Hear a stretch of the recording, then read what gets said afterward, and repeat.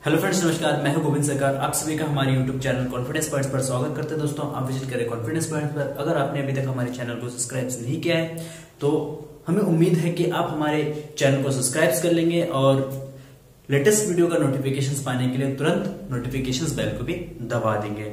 जैसे कि दोस्तों आपको पता है कि एग्जाम के इस महायुद्ध में सारे योद्धा जो है वो अभ्यास में जुटे हुए हैं। सब अपने अपने तरीके से अभ्यास कर रहे हैं, अपने अपने तरीके से रिवीजन कर रहे हैं, प्रैक्टिस कर रहे हैं। क्या जो आप प्रैक्टिस कर रहे हो या आप जो रिवीजन कर रहे हो, क्या आपका वो रिवीजन करने का जो तरीका है वो सही है? क्या आप जिस तरीके से रिवीजन कर रहे हो उस तरीके से क्या आप 90% को क्रॉस कर सकते हो या 90 नंबर्स को क्रॉस कर सकते हो? या आप जो जो चीजें पढ़ रहे हो अभी, चाहे वो फिजिक्स में हो, मैथ में हो या केमिस्ट्री में हो, किसी भी सब्जेक्ट में, क्या वो सारी चीजें इंपॉर्टेंट है एग्जाम के लिए या कहीं आप फालतू की चीजें तो नहीं पढ़ रहे हैं?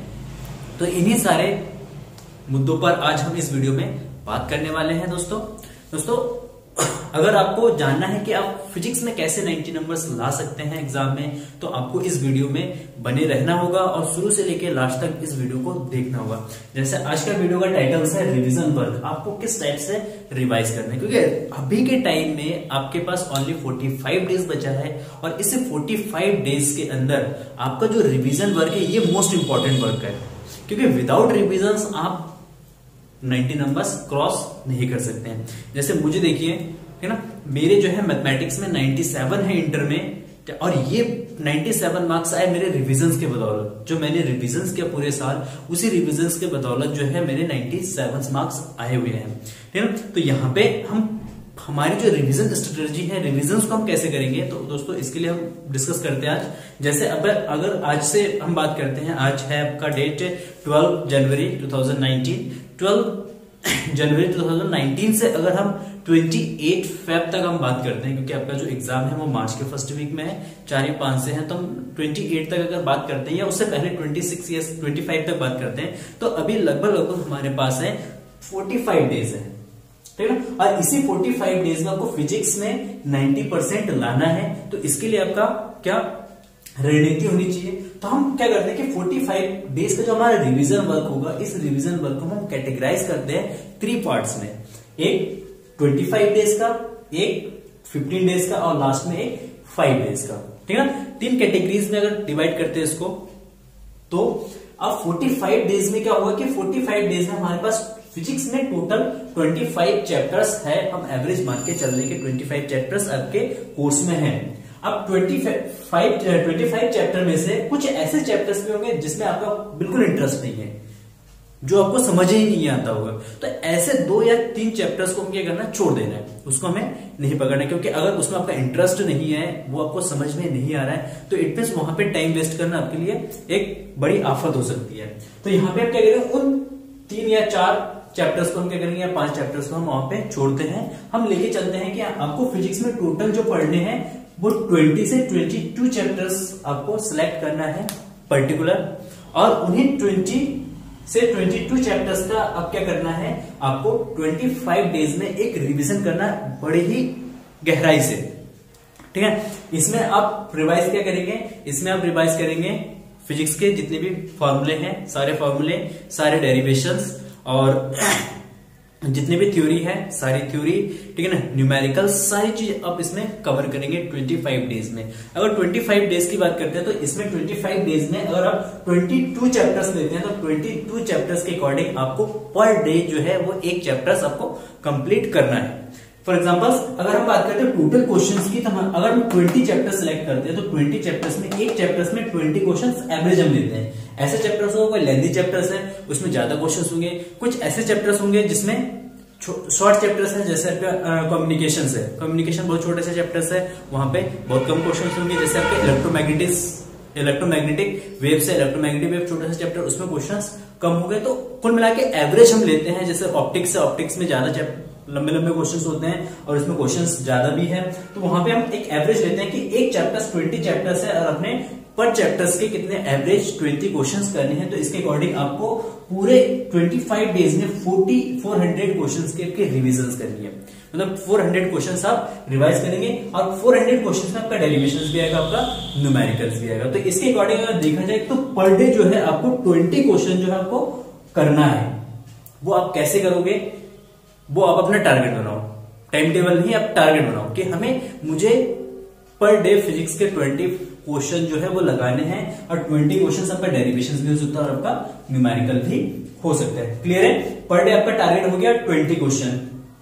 अब पर चैप्टर के हिसाब से अगर देखते हैं, पर चैप्टर में डेरिवेशंस आपका 7 या 8 डेरिवेशंस होते हैं, ठीक है ना। आपकी इलेक्ट्रिसिटी एंड मैग्नेटिज्म में ज्यादा डेरिवेशंस है, आप उधर जाएंगे एटॉमिक फिजिक्स में, ठीक है ना, एटॉमिक एंड न्यूक्लियर फिजिक्स में, फिर आपका रेडिएशन उसमें रेडियो एक्टिविटी में, कम्युनिकेशंस में, वहां पे आपके जो है डेरिवेशंस बिल्कुल नहीं है, बहुत ही कम डेरिवेशंस है। लेकिन अगर फर्स्ट बुक की बात करेंगे तो फर्स्ट बुक में मैक्सिमम एक चैप्टर्स में 7 या 8 डेरिवेशंस हो सकते हैं। तो आपको पर चैप्टर्स के 7 या 8 डेरिवेशंस करने हैं पर डे, और पर डे जो है आपको उस चैप्टर्स के जो आप डेरिवेशंस कर रहे हैं, जैसे आप मान लीजिए कि इलेक्ट्रिसिटी पढ़ रहे हैं, तो इलेक्ट्रिसिटी में जैसे किरचॉफ्स का लॉ है, किरचॉफ्स के लॉ से रिलेटेड आप 2 या 3 न्यूमेरिकल उसके सॉल्व करेंगे, ठीक ना।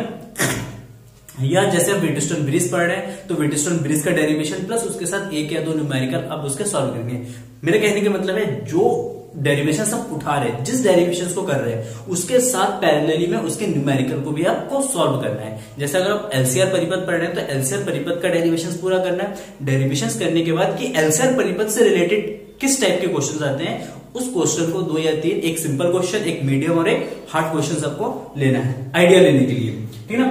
तो पर चैप्टर्स के अकॉर्डिंग आपको 12 से 15 क्वेश्चंस आप सॉल्व कर सकते हैं। ये वेरी कर सकता है आपके चैप्टर के अकॉर्डिंग। कुछ चैप्टर्स ऐसे भी हैं जहां पे न्यूमेरिकल्स है ही नहीं, कुछ चैप्टर्स ऐसे होंगे जिसमें बहुत सारे न्यूमेरिकल्स होंगे। तो आपको क्या करना है, 12 या 13 न्यूमेरिकल्स आपको सॉल्व करना है। तो कुल मिला के आपको करना क्या है कि 25 डेज में आप 20 से 22 चैप्टर्स को रिवाइज करेंगे। पर डे आपका एक चैप्टर होता है, पर डे आपके 20 क्वेश्चंस होते हैं। ये आपका टारगेट है कि पर डे मुझे 20 क्वेश्चंस को सॉल्व करना है। तो ऐसा आपका रिवीजन चलता रहेगा 25 डेज, ठीक है। और इसके अकॉर्डिंग हम बात करेंगे कि पर डे आपको 20 क्वेश्चन सॉल्व करना है। तो 20 क्वेश्चन सॉल्व करने के लिए आपको टोटल जो टाइम चाहिए होगा पर डे, आपका टोटल टाइम चाहिए होगा 2 से 3 घंटा। मतलब आपको फिजिक्स पढ़ना है टोटल 2 से 3 घंटा। अब 3 घंटा जैसा फिजिक्स पढ़ते हैं तो 3 घंटा फिजिक्स आप कहाँ पढ़ेंगे।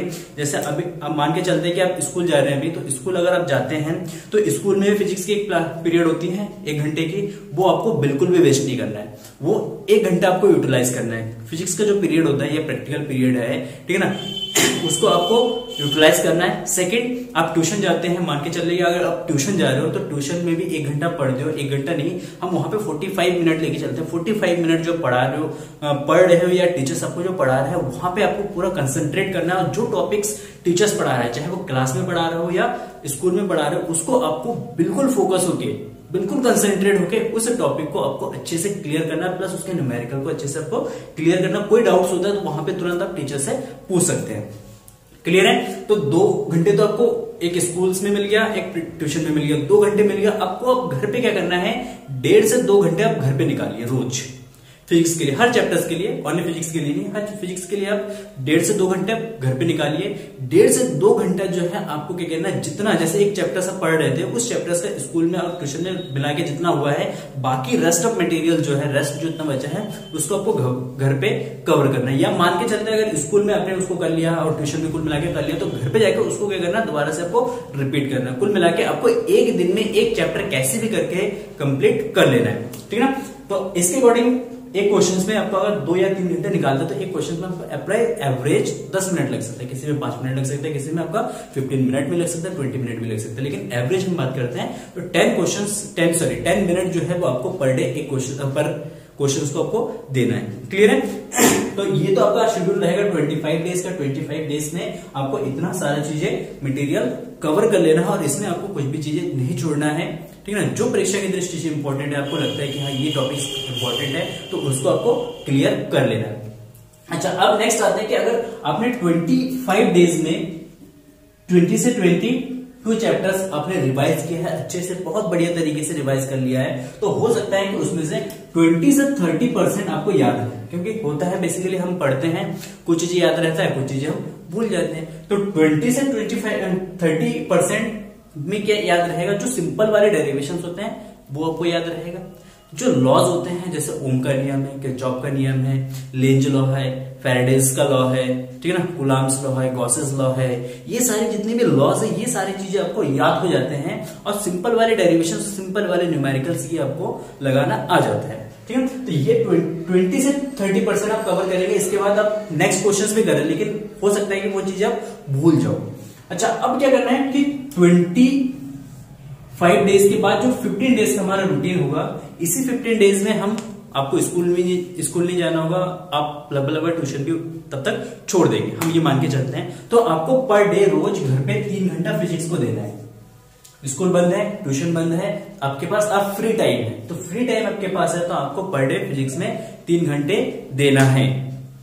अब 3 घंटे पर डे फिजिक्स को देना है। 3 घंटे में आप करेंगे क्या कि आपने यहाँ पे जो रिवाइज किया था और इसमें आपको लॉस को छूना नहीं है, क्योंकि अगर वो आपको याद है तो आपको उसको पकड़ना ही नहीं है, उसको रिवाइज ही नहीं करना है। बस आपको अब देखना है क्वेश्चन, आप एक चैप्टर्स में जैसे अपने इलेक्ट्रिसिटी आ गए, सॉरी जैसे इलेक्ट्रोस्टैटिक्स पढ़ रहे हैं, विद्युत क्षेत्र पढ़ रहे हैं। अब विद्युत क्षेत्र से रिलेटेड आप देखेंगे कि कितने क्वेश्चंस आपको आते हैं, आप मेमोराइज करेंगे उस चीज को, और कौन कौन सा डेरिवेशन आपको नहीं आ रहा है, ठीक है ना। तो जो डेरिवेशन आप भूल चुके हैं या जो न्यूमेरिकल्स आप भूल चुके हैं उनको फिर से रिवाइज करना है इन 15 डेज में। इन 15 डेज में आपको जो है 20 चैप्टर्स कवर करना है। इट मींस एक दिन में लगभग 1.5 चैप्टर आपको कवर करना है, क्योंकि आप पहले से कर चुके हो, दोबारा आप रिवाइज कर रहे हो तो हो जाएगा। अगर 3 घंटे हम पर डे देंगे तो 1 चैप्टर या 1.5 चैप्टर आपका निपट जाएगा 15 डेज में। तो ये रिविजन वर्क रहेगा आपका 15 डेज तक, सारे चैप्टर्स आपको रिवाइज करना है। अब इसमें क्या होगा कि जब 25 डेज हमने रिवाइज किया हमने, उसके बाद हमने 15 डेज फिर से हमने रिवाइज किया, तो हो सकता है कि अब यहाँ पे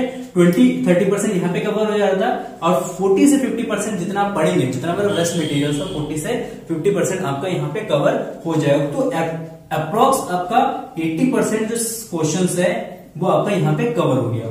अब उसमें भी कुछ ऐसे टफ न्यूमेरिकल्स रह जाते हैं या टफ डेरिवेशंस रह जाते हैं जो कुछ चाह के भी क्या होता है याद नहीं होता है। अब क्या करना है कि हमारा जो 15 डेज लास्ट 5 डेज का है, अब लास्ट 5 डेज में आपको 3 से 4 घंटे आपको रोज स्टडी करना है। और कैसे स्टडी करना है, ये स्टडी करेंगे कि जो टॉपिक्स आपके छूट गए, मतलब जो आपको याद नहीं हुआ, ठीक है ना, जिस में आप अटक रहे थे, आप बार बार उस चीज को भूल जा रहे थे, तो यहाँ पे क्या करेंगे इस 5 डेज में उन सारे क्वेश्चंस को या उन सारे न्यूमेरिकल्स को या उन सारे डेरिवेशंस को आप लर्न करेंगे, याद करेंगे, उसको लिख के देखेंगे इन 5 डेज में, जो आपके यहाँ पे इन 2 स्टेज में याद नहीं हुआ। आपने कोशिश किया, आपको उस टाइम लगा था कि हाँ याद हो गया, लेकिन उसके बाद आपने सोचा कि ये मेरा छूट जा रहा है, फिर भी याद नहीं हो रहा। तो अब क्या करेंगे इस 5 डेज में आप उतने सारे, जैसे आपके 400 क्वेश्चन अप्रोक्स हम लेके चल रहे हैं, तो यहाँ पे हो सकता है कि आपके 40 से 50 क्वेश्चन ऐसे हो सकते हैं